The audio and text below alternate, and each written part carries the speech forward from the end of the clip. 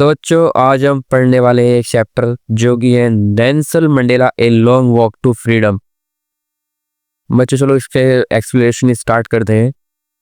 बच्चों ये कहानी है नेल्सन मंडेला की जो कि उन्होंने खुद लिखी है।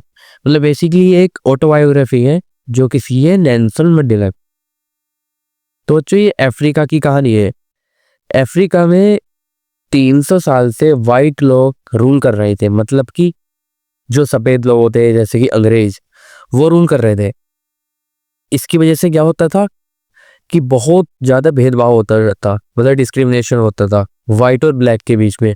मतलब वाइट पीपल्स को ज्यादा राइट्स होते थे, ज्यादा के मतलब सभी राइट्स होते थे वाइट पीपल्स को, और ब्लैक पीपल्स को कोई राइट नहीं, ना वोट गिरने का ना कुछ, मतलब कुछ नहीं कर सकते वो, अपनी बेसिक लाइफ भी परफॉर्म नहीं कर सकते थे। कौन? ब्लैक लोग।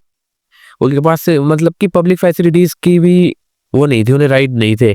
वो भी सब किसको थे? वाइट लोगों को। तो नैन्सी मंडेला देखते हैं ये सब कि भाई ये क्या हो रहा है हमारे साथ अफ्रीका में, कि भाई हम ब्लैक लोग हैं तो हम कुछ नहीं कर सकते, कोई राइट नहीं है, एक भी सिंगल राइट नहीं है उनके पास। तो नेल्सन मंडेला आवाज उठाते, भाई सरकार किसकी थी? वाइट लोगों की। तो जब वो आवाज उठाते हैं तो उन्हें 27 साल की जेल कर देते हैं, मतलब 27 साल के लिए जेल के अंदर डाल देते हैं। किन्हें डाल देते हैं? नेल्सन मंडेला को। क्यों? क्योंकि उन्होंने वाइट लोगों के खिलाफ आवाज उठा दी थी। भाई लोगों भाई ये कर रहे हो। फिर बच्चों कुछ टाइम बाद होता है इलेक्शन, जो होता है 1994 में। एएनसी के लीडर कौन होते हैं? एएनसी के लीडर होते हैं नेल्सन मंडेला, जो कि वो इलेक्शन जीत जाते हैं। उनके पास मतलब उन्हें मिलती है 252 सीट्स मिलती है। कितने में से? 400 में से। तो वो इलेक्शन जीत जाते हैं, ब्लैक होते हैं वो मतलब। और जब ये इलेक्शन जीत जाते हैं तो इन्हें बच्चों एक टैग और मिलता है जो कि मिलता है father of nation. Father of nation का टैग दे दिया जाता है किसी नेल्सन मंडेला को। ये इलेक्शन भी जीत गए थे तब। और फर्स्ट ब्लैक प्रेसिडेंट थे अफ्रीका के। कौन थे फर्स्ट ब्लैक प्रेसिडेंट? ये पूछ लेता कभी कभी कि कौन थे फर्स्ट ब्लैक प्रेसिडेंट? कौन से? Nelson Mandela.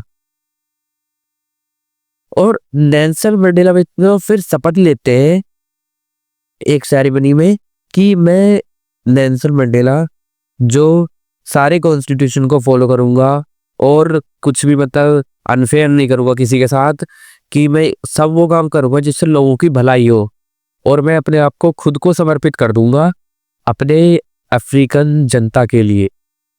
और वो कहते हैं कि आखिरकार हम वो पॉलिटिकल पावर हासिल कर ली है जो हम चाहते थे। कौन चाहते थे? ब्लैक लोग।